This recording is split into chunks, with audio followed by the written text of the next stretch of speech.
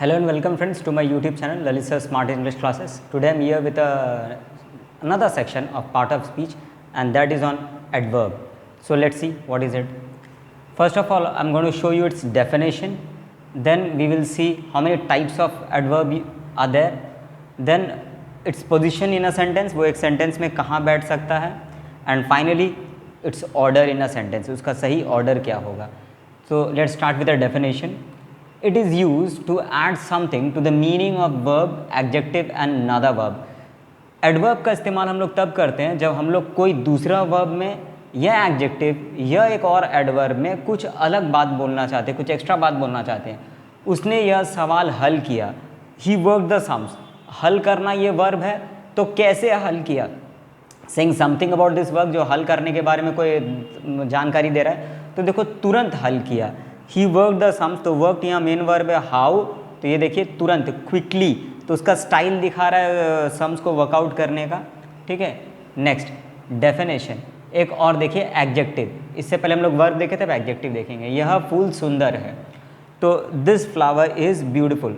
सुंदर होना एक एडजेक्टिव है. अब अगर ये सुंदर है तो कितना सुंदर है, तो ये कुछ और ऐड करेगा इसका इन्फॉर्मेशन में. तो ये देखो saying something about this adjective, वो भी एडवर्ब होता है. बहुत सुंदर है, ठीक है ना. तो the flower is adjective. How much beautiful it is very beautiful. तो देखिए इस तरह से हम लोग वर्ब का खासियत दिखाएं, फिर हम लोग एडजेक्टिव का खासियत दिखाएं, अब हम लोग एडवर्ब का खासियत दिखाएंगे. देखिए उसने यह शब्द को सही तरीक़ा से उच्चारित किया. ठीक है. ही प्रोनाउंस द वर्ड करेक्टली. बहुत ध्यान से देखिएगा, उच्चारित करना यहाँ पर काम है. ठीक है. और कैसे उच्चारित किया, तो सही तरीक़ा से. तो ये तो एडवर्ब हो गया. आपका सवाल, सर एडवर्ब पर आ रहे तो बात ख़त्म हो गया ना? नहीं, अब इस एडवर्ब का भी खासियत आप दिखा सकते हैं, एडवर्ब दिखा सकते हैं. तो देखिए कितना ज़्यादा उसका ये है, saying something about this adverb, कितना ज़्यादा सही था वो, तो वो काफ़ी सही था. तो देखिए she pronounce, how she pronounce its correctly, ये आपका एडवर्ब हो गया. तो करेक्टली, हाउ मच करेक्ट, तो आंसर होगा इट्स क्वाइट करेक्ट, काफ़ी सही था. She pronounce the word quite correctly. तो हम लोग तीन रकम से हम लोग समझे, वर्ब का समझे कि वर्ब का खासियत दिखाता है, एडजेक्टिव का, और दूसरा एडवर्ब का. डेफिनेशन, एक कदम और आगे. आपका सवाल, सर इधर से आपका पेट नहीं भरा सर, तीन तीन तो दिखा दिए, वर्ब दिखाया, एडजेक्टिव दिखाया, एडवर्ब का खासियत दिखाया, और क्या दिखाइएगा? नहीं, वो और भी बहुत कुछ का खासियत दिखाता है. देखिए it is use to add something to the meaning of a phrase. Phrase मतलब शब्दों का गुच्छा जो अधूरा अर्थ देता हो. क्लॉज, क्लॉज मतलब एक ऐसा शब्दों का गुच्छा जो पूरा अर्थ तो देता है लेकिन फिर भी खुद में पूरा ना, कुछ एक दूसरा का बड़ा सेंटेंस का पोर्शन हो. प्रेपोजिशनल फ्रेज जो प्रेपोजिशन के संग अधूरा शब्द देता है, और एक सेंटेंस. ठीक है. देखिए ही केम हियर, वो यहाँ पर आया, तो केम आपका वर्ब है. तो उससे पूछिए व्हेन, कब आया, तो आपको एडवर्ब सिंगल वर्ड में अगर चाहिए तो बोलेंगे यस्टरडे. तो ये आने का खासियत दिखा रहा है, ये वर्ब का ये एडवर्ब हो गया यस्टरडे, एक सिंगल वर्ड में आया. अब मज़ा देखिएगा, ही केम हियर, वो यहाँ पर आया. व्हेन, कब आया, तो फ्रेज में बोलेंगे आफ्टर द सनसेट. अब बहुत ध्यान से देखिए, आफ्टर एक, द दो, सन तीन, सेट चार, चार शब्दों का समूह है और ये फ्रेज है, मतलब अधूरा वाक्य रख रहा है. अब इसको बंद करो ना, he came here after the sunset, खाली इतना पढ़ो, देखो कुछ समझ में नहीं आएगा. क्यों ये अधूरा लग रहा है सुनने में? क्योंकि इसमें ना कोई सब्जेक्ट है ना कोई आपका वर्ब है. ठीक है. तो इस तरह से भी आने का अब समय आप कुछ शब्दों में भी दिखा सकते हो. ही केम हियर, वो यहाँ पर आया. व्हेन, कब आया, तो देखो when he was release from the jail, जब वो जेल से रिलीज़ हुआ वो तब आया. तो बहुत ध्यान से देखना, when he was release from the jail, ये पूरा के कम का खासियत दिखा रहा है मेरे को, एडवर्ब है. लेकिन यहाँ पर एक कंजंक्शन है, व्हेन, ही एक सब्जेक्ट है, रिलीज एक वर्ब है, तो ये क्लॉज है. ठीक है. तो इस तरह से भी आपका एडवर्ब सेंटेंस में काम कर सकता है. देखिए टाइप्स, कितने प्रकार का एडवर्ब होता है. सबसे पहले हम प्लेस बताएंगे कि प्लेस का जरिए से दिखा सकते हैं. It shows where a thing is done, कोई चीज़ कहाँ हो रहा है, उसका आइटम में क्या, here, there, everywhere, near, backward, upward, etcetera etcetera. ये सब कुछ ऐसे शब्द है जो आपको इशारा दे देगा कि एडवर्ब ऑफ प्लेस है. पोजीशन क्या है, आफ्टर इंट्रांजिटिव वर्ब और after object of a transitive verb. अब ट्रांजिटिव इंट्रांजिटिव वर्ब वाला जाके इस वीडियो में देख लेना, ठीक है ना. तो फिर भी हम थोड़ा सा बता दे रहे हैं. ही लुक्ड, वो दिखा, तो ये इंट्रांजिटिव है. ठीक है. वो दिखा, उसके बाद ही उसका वेयर, मैंने अगर आपको ये दिखने का जगह का खासियत बताना पड़ेगा तो ये वर्ब के बाद ही बताना, ये उसका पोजीशन है. तो देखिए अप, ही लुक्ड अप, उसने ऊपर देखा. ठीक है. अच्छा, अब देखिए it is showing the place of the verb looked, ये जो अप है ना, ये लुक का जगह दिखा रहा है आपको कि वो कहाँ देखा करके। ही पुश्ड हिज फ्रेंड, वो अपना दोस्त को धक्का मारा, ठीक है ना। तो ये देखो वर्ब है यहाँ पर, ट्रांजिटिव है, ठीक है, अपना दोस्त को। इन ट्रांजिटिव में क्या होता है ना, कोई ऑब्जेक्ट नहीं होता है, और ट्रांजिटिव के सामने देखिए ऑब्जेक्ट नामक हिज फ्रेंड आया हुआ है, ठीक है। अच्छा, तो अब यहाँ पर देखो क्या बता रहा है, ऑब्जेक्ट ऑफ इंट्रांजिटिव वर्ब, ये जो मेरा ऑब्जेक्ट है इंट्रांजिटिव वर्ब का, इसके बाद एडवर्ब आएगा।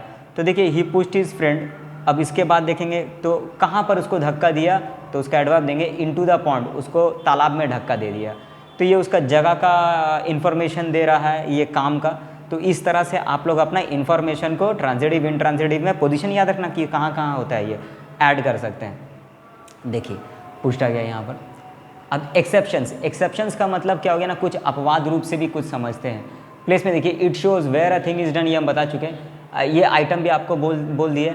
Eight the beginning of a sentence, आपका सवाल सर थोड़ा देर पहले तो बोले थे कि ऑब्जेक्ट का बाद होगा ट्रांजिटिव में, और इंट्रांजिटिव में आपका एग्जैक्टली वर्ब का बाद होगा, फिर आप शुरू का यहाँ पर क्यों बोल रहे हैं। यहाँ पर देखिए आई एम वेटिंग फॉर यू, हम तुम्हारे लिए इंतजार कर रहे थे। वेटिंग यहाँ पर मेन वर्ब हो गया, तो ठीक उससे पहले कहाँ वेट कर रहे हैं, तो एडवर्ब हो गया। शुरू में दे रहे here I am waiting for you, इस कॉमा को थोड़ा सा ध्यान से देखिए, ये कॉमा ना इस हियर को सेपरेट कर रहा है उसके बाकी सेंटेंस के संग। आपका सवाल सर इसको सामने देने का क्या ज़रूरत है, आप तो पीछे सिखा चुके हैं, इसका क्या ज़रूरत है। इसका तुम्हारा ग्रामर से इसका कोई लेना देना नहीं है। हाँ, लिटरेरी सेंस में ये काम में आता है, साहित्यिक दृष्टि से आप लिख सकते हो here I am waiting for you. Dialogue writing में जब आप डायलॉग में जब आप किसी से बात करते हो इंग्लिश में, ठीक है, तो उसमें स्पोकन इंग्लिश में ये काम में आता है, लेकिन व्याकरण से इसका कोई लेना देना नहीं है, व्याकरण की दृष्टि से ये गलत है, ठीक है।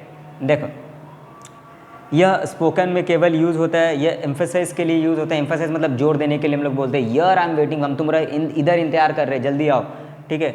यह लिटरेचर में यूज़ होता है। लिटरेचर मतलब साहित्य जगत में जब कहानी कविता वगैरह लिखते हो तब उस तरह से सजावट के लिए इस्तेमाल होता है, व्याकरण का कोई लेना देना नहीं है। अच्छा, 2 नंबर में देखिए टाइम का खासियत कैसे दिखाई गई। It shows when, for how long a thing is done, कोई भी चीज़ कितने दूर तक किया जाता है, नाउ, स्टिल, बिफोर, अगो, सून, लेट, ये उसका आइटम्स है, ठीक है ना। इसका पोजीशन क्या है, at the end of the sentence, sentence का हमेशा बाद में आता है। वी आर प्लेइंग, हम लोग खेल रहे हैं, तो ये देखिए मेन वर्ब है। तो अगर इससे पूछे व्हेन, कब खेल रहे हैं, समय का थोड़ा जानकारी दी है, तो eight the end of the sentence बोलेंगे, जैसे कि एक जानकारी दे नाउ, या कोई समय वमय दे सकते हो, 4 बजे 5 बजे कुछ भी, वी आर प्लेइंग नाउ, तो इस तरह से एडवर्ब हो गया। तो it is showing the time of the verb, ये नाउ जो है वक्त दिखा रहा है। वी प्ले फुटबॉल, हम लोग देखो फुटबॉल खेल रहे हैं, तो खेल रहे कब खेल रहे हैं, यहाँ पर at the end of the sentence दे रहे बिफोर सनसेट। तो तुम बोलोगे सर एक तो एग्जाम्पल दोगे, 2 एग्जाम्पल फालतू का दे कि वीडियो बड़ा क्या कर रहे हैं। नहीं, ये सिर्फ एक शब्द का है, ये देखो कुछ शब्दों का समूह है, ये एडवर्बल है, ठीक है, ये एडवर्ब है, ये एडवर्बल है, ठीक है। देखो अच्छा, अब देखो कुछ उसका एक्सेप्शन है। इट शोज़ व्हेन, अच्छा ये तो बता चुके हैं। देखो at the beginning I ate momo, मैंने मोमो खाया, ऑब्वियसली वेज मोमो खाए होंगे, ठीक है। तो ये 8 से पहले देखो व्हेन, तो बिगनिंग में आ गया। यस्टरडे आई एट मोमो, तो यस्टरडे के बाद कॉमा, इसको सेपरेट कर रहा है। फिर से बता दे रहे इसका आपका ग्रामर से कोई लेना देना नहीं है, ग्रामेटिकली ये गलत है। हाँ, साहित्यिक दृष्टि से या किसी से बातचीत करो स्पोकन इंग्लिश में, तो वो दृष्टि से ये फिर ठीक है। देखो उसके बाद 3 नंबर में मैनर, तरीका बताते कोई भी चीज़ कैसे करके होता है, slowly, happily, fast, beautifully, deliberately मतलब जानबूझ के, ठीक है ना। ये सब कुछ ऐसे शब्द है जो इशारा देगा। और इसका पोजीशन क्या है, आफ्टर वर्ब, इंट्रांजिटिव, ट्रांजिटिव, कुछ का भी उसका वर्ब के बाद ही आएगा। ये ही सिंग्स, वो गाता है, तो ये देखिए वो गाता है, तो कैसे करके गाता है, तो उसके तुरंत बाद उसका पोजीशन है लाउडली, वो जियान है, मैं हूँ जियान, जैसे जोर जोर से गाता है, ये देखो उस तरह से ये जोर जोर से गा रहा है, ये गाने का स्टाइल दिखा रहा है। It is showing the manner of the verb sings, ठीक है। ही प्लेड, उसने खेला, तो कैसे करके खेला उसने, देखो ये ट्रांजिटिव वर्ब है। तो उसके बाद ब्यूटीफुली, वो बहुत सुंदरतापूर्वक खेला, अच्छा से खेला। ये खेलने का मैनर अर्थात स्टाइल दिखा रहा है खेलने का। अगर बोलना हमको मतलब और इन्फॉर्मेशन ऐड करना है, व्हेन, कब खेला, तो देखो लास्ट इवनिंग, तो हम लोग एक एडवर्ब ऑफ टाइम भी जोड़ दिया, एडवर्ब ऑफ मैनर भी जोड़ दिया। इस तरह से आप बहुत सारा एडवर्ब जोड़ के अपना सेंटेंस को ज़्यादा इन्फॉर्मेटिव बना सकते हो, ज़्यादा नंबर चाहिए तो। नेक्स्ट उसके बाद देखिए फ्रीक्वेंसी मतलब एक काम से दूसरा काम का कितना ज़्यादा आप समय लिए, निरंतरता कितना है। It shows how often a thing is done, always, never, daily, usually, sometimes, often, seldom, ठीक है ना, ये सारे शब्द हैं। पोजीशन क्या है, बिफोर मेन वर्ब से हमेशा पहले आता है फ्रीक्वेंसी का। I go to temple on Tuesday, मैं मंगलवार को मंदिर में जाता हूँ, तो देखो जाना यहाँ पर क्रिया है, तो हाउ ऑफन माने कितना दिन बाद आप जाते हो, तो यहाँ पर देखो उसका एडवर्ब ऐड होगा से पहले, ठीक है। ऑलवेज, मैं हमेशा मंगलवार जाता हूँ, तो ये उसका फ्रीक्वेंसी एक मंगलवार का, ठीक है। अच्छा, it is showing the frequency of the verb go, ये कितना दिन बाद जाता है, निरंतरता दिखा रहा है। I have eaten a cake, मैंने एक केक खाया, ठीक है ना। तो देखिए केक आपका वर्ब है, तो कितना दिन बाद आप केक खाया, हाउ ऑफन, तो उत्तर है, ठीक है, ईटन से पहले never, I have never eaten a cake, उसमें अंडा होता है ना, ठीक है। तो इस तरह से आप अपना उसे पहले पोजीशन में डाल सकते हैं। उसके बाद देखिए रीज़न बता रहा है, it shows why a thing is done, कोई चीज़ क्यों होता है, जैसे कि आइटम में since, thus, lest, therefore, hence, so that, etcetera etcetera, ये सारी बातें हैं। पोजीशन क्या है, at the end of the sentence, ये जो रीज़न वाली बातें आते हैं वो सेंटेंस के एंड में ही आपको देना पड़ता है। आई लेफ्ट स्कूल, मैंने स्कूल छोड़ दिया, तो ये छोड़ दिया, तो इससे प्रश्न करो क्यों छोड़ दिया, तो उसका क्रिया विशेषण ही उसका खासियत बताएगा। So that you could continue, मैंने इसलिए छोड़ दिया ताकि तुम आगे पढ़ाई कर सको, गरीब है कोई एक ही पढ़ सकता है दोनों भाई में से, ठीक है ना। तो ये देखो, it is showing the reason of the verb left, I am feeling cold, मुझे ठंडा लग रहा है, तो ठंडा क्यों लग रहा है, ठंडा, तो एडवर्बल फ्रेज में दे रहे हैं यहाँ पर, सिंस इट इज़ स्नोइंग, वो बर्फ़ पड़ रहा है ना इसलिए मुझे ठंडा लग रहा है। तो ये देखो, ये उसका और ज़्यादा इन्फॉर्मेशन दे रहा है, ठीक है। देखो डिग्री क्या बताता है, it shows how much to what extent a thing is done, किस हद तक कोई काम को करते हो आप, very, truly, fairly, somewhat, too, really, ये सारी बातें आती हैं उसमें। अब जैसे कोई भी इसका पोजीशन क्या है, वर्ब से पहले आएगा, एडजेक्टिव से पहले आएगा और एडवर्ब से पहले आएगा। पोजीशन का ज्ञान रखना है, भूलिएगा मत, ठीक है। ही इज स्ट्रॉन्ग, वो बहुत मजबूत है, तो ये देखिए एडजेक्टिव है, हम आपको बोले थे एडजेक्टिव का पहले आएगा, तो वो कितना मजबूत है, हाउ मच, ठीक है, तो उसका क्रिया विशेषण इधर आएगा before an adjective, very, he is very strong, वो बहुत मजबूत है। अच्छा, आई हेट वेस्टिंग टाइम, मुझे नफ़रत है टाइम वेस्ट करने से, तो देखो ये नफ़रत है यहाँ पर, ठीक है। तो उससे पहले कितना ज़्यादा नफ़रत है मुझे, तो इससे पहले आ गया रियली, आई रियली हेट, मुझे वाकई बहुत ज़्यादा नफ़रत है टाइम वेस्ट करने से, ठीक है। अच्छा, आपको लगता होगा यहाँ पर वेस्टिंग वर्ब है, ना, वेस्टिंग जीरंड है यहाँ पर, ठीक है ना। देखो तो एफर्मिंग, डिनाइंग, कोई भी चीज़ में हाँ में आंसर देना या ना में आंसर देना, ठीक है ना। इट शोज़ यस या no of a thing is done. अब आइटम में देखो, नेगेटिव में no, not, never, seldom, hardly, और एफर्मेटिव में यस। एफर्मेटिव मतलब सकारात्मक और नेगेटिव मतलब नकारात्मक।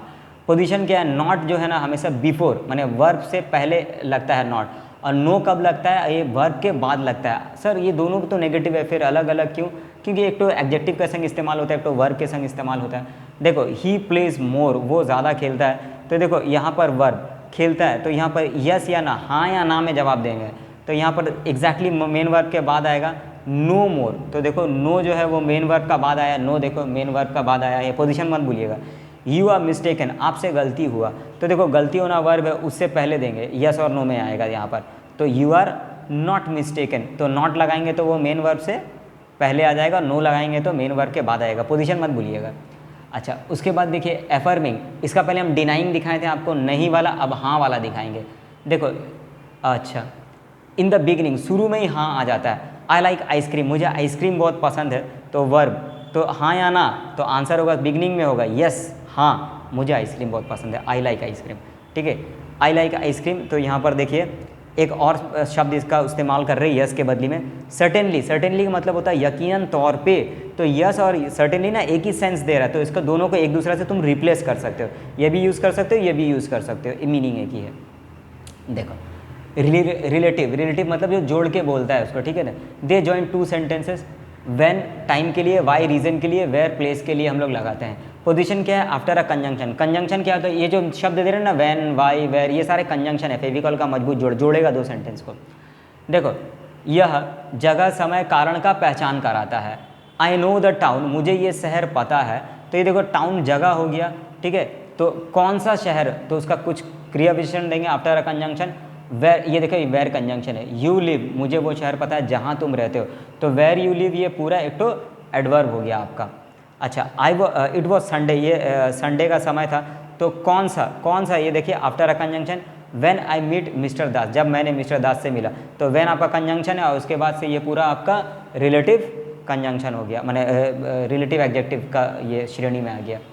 उसके बाद देखिए ऑर्डर, ऑर्डर तो बहुत ज़रूरी है। ऑर्डर का मतलब क्रम, कौन सा पहला आएगा कौन सा दूसरा आएगा, जैसे आपका बताया ना मैनर, फ्रीक्वेंसी, डिग्री वगैरह, वो तो देखिए सबसे पहले मैनर आता है, उसके बाद 2 नंबर में प्लेस आता है, फिर फ्रीक्वेंसी आता है, उसके बाद टाइम आता है और लास्टली यहाँ पर पर्पस आता है। याद रखिए ये सब जो एक सेंटेंस में आएगा इसका कोई मतलब नहीं है, फिर भी हम तो ट्राई मार के तुमको दिखा दे रहे। आई रन, मैंने दौड़ा, तो कैसे दौड़ा मैनर बताएंगे, तो क्विकली, मैंने तेज़ी से दौड़ा, ये पहले आया। उसके बाद जगह बताएंगे, कहाँ दौड़ा, तो देखिए टू बस स्टॉप, मैं बस स्टॉप के तरफ दौड़ा। उसके बाद 3 नंबर में फ्रीक्वेंसी, कितना निरंतरता दौड़ता हूँ, एवरी मॉर्निंग, हर सुबह दौड़ के जाता हूँ। उसके बाद समय, कितना बजे दौड़ता हूँ, तो देखो एट 8 PM, 8 बजे मैं दौड़ता हूँ। फिर 5 नंबर में क्या पर्पस है मेरा दौड़ने का, to catch my school bus, मैं अपना स्कूल बस पकड़ने के लिए दौड़ता हूँ। ये जो क्रम है, पहले मैनर बोलना है, फिर प्लेस बोलना है, फिर फ्रीक्वेंसी, फिर टाइम, फिर पर्पस, ये क्रम को आगे पीछे करने से आपका रॉन्ग हो जाएगा। देखिए ऑर्डर जो ज़्यादातर यूज़ होता है, ये तो ज़्यादातर सब में यूज़ नहीं होता, जो ज़्यादा मैक्सिमम यूज़ होता है वो हमको बता दे रहे। 1 नंबर में मैनर, 2 नंबर में प्लेस और 3 नंबर में टाइम। अब जैसे सी डांसेस, वो नाचती है, तो सबसे पहले मैनर बताएंगे कैसा नाचती है, तो ब्यूटीफुली, अच्छा तरीका से नाचती है। उसके बाद जगह बताएंगे, ऑन द स्टेज, रास्ता में थोड़ी ना नाचेगी, स्टेज डांसर है तो ऑन द स्टेज। 3 नंबर में देखिए एवरी इवनिंग, हर शाम को स्टेज में वो नाचती है। तो इस तरह से आपको मैनर पहले लाना है, जगह बाद में लाना है, फिर टाइम में बाद में, उसके बाद टाइम लेके आना। आपका सवाल, सर अगर हम इस ऑर्डर को फॉलो नहीं करेंगे तो क्या हो जाएगा, एरर हो जाएगा, गलती हो जाएगा, तो हम गलती करके दिखा रहे हैं। She dances on the stage every evening beautifully. आप अगर प्रथम दृष्टा इस सेंटेंस को देखो ना, you will find nothing wrong in it, इसमें कुछ गलत आपको नजर नहीं आएगा। Sir she dances on the stage every evening beautifully, सही तो है सर, क्या क्या गलत लग रहा है, गलत सिर्फ और सिर्फ उसका ऑर्डर में है, क्रम में उसका ऑर्डर है, ठीक है ना, तो ये गलत है। कैसे गलत है, सी डांसेज, सबसे पहले हम क्या सिखाए थे, मैनर, मैनर मेरा क्या है, ब्यूटीफुली, तो ये सबसे पहले आएगा ब्यूटीफुली। उसके बाद 2 नंबर में क्या सिखाए थे आने के लिए, प्लेस, तो प्लेस में क्या है, ऑन द स्टेज, तो उसके बाद ऑन द स्टेज इधर आएगा। और 3 नंबर में क्या बताए थे, टाइम, टाइम क्या है, एवरी इवनिंग, इवनिंग समय का सूचक है, तो यहाँ पर टाइम आएगा एवरी इवनिंग, और ये आंसर आपका सही है, she dances beautifully on the stage every evening. तो एरर करेक्शन में इस तरह से आप लोग को धोखा दे सकता है। अच्छा, सम इंटरेस्टिंग फैक्ट, कुछ ना आपको मज़ा आएगा जान के, देखिए कुछ नया सीखने को मिलेगा। टू वाला भी हम लोग एडवर्ब का इस्तेमाल करते हैं, it is use in negative sense, खास करके टू का इस्तेमाल हम लोग नकारात्मक बात के लिए करते हैं। शी इज़ अगली, तो ये देखो अगली मतलब बुरा देखने में है, अच्छा नहीं है, तो बैड क्वालिटी है, तो बैड क्वालिटी से पहले टू लगाएंगे, तो ये वाला मेरा बात एकदम सही है। लेकिन शी इज़ ब्यूटीफुल, तो ब्यूटीफुल गुड क्वालिटी है, अच्छा बात है ना, तो अच्छा बात से पहले अगर तुम बोलोगे ना शी इज़ टू ब्यूटीफुल, तुम पहले नज़र में देखोगे शी इज़ टू ब्यूटीफुल यार, तो ये तुमको सही लग रहा है, लेकिन ये ग्रामेटिकली सही नहीं है, ये गुड क्वालिटी के लिए हम लोग टू का इस्तेमाल नहीं करते हैं, ठीक है, तो ये इस तरह से रॉन्ग हो जाएगा फिर आपका। अच्छा, फेयरली और रैदर बहुत क्लोज रिलेटेड वर्ड है, तो फेयरली हम लोग अच्छा सेंस में इस्तेमाल करते हैं, गुड सेंस, और रैदर हम लोग बैड सेंस में इस्तेमाल करते हैं। द वेदर इज़ प्लीजेंट, ये मौसम बहुत सुहाना है, प्लीजेंट सुहाना, तो ये गुड सेंस में आ रहा है, तो गुड सेंस के लिए हम लोग क्या इस्तेमाल करेंगे, देखो फेयरली, फेयरली प्लीजेंट, ठीक है। द वेदर इज़ हॉट, अब हॉट हम लोग ख़राब सेंस में इस्तेमाल करते हैं कि बहुत ख़राब सड़ा हुआ वेदर है, एकदम गर्म है यहाँ पर, तो उसके लिए हम लोग रैदर का इस्तेमाल करते हैं, तो इसको भूलिएगा मत कि गुड सेंस के लिए फेयरली और बैड सेंस के लिए रैदर, हालांकि दोनों ही आपका एडवर्ब है यहाँ पर, ठीक है। उम्मीद है एडवर्ब को A to Z जल्दी करके ख़त्म कर सकें आप लोगों के सामने। होपफुली जो नेक्स्ट वीडियो होगा वो कोई और एक पार्ट ऑफ स्पीच पे होगा, और तब तक क्या बोलें, बस फिनिश, बाय, टेक केयर।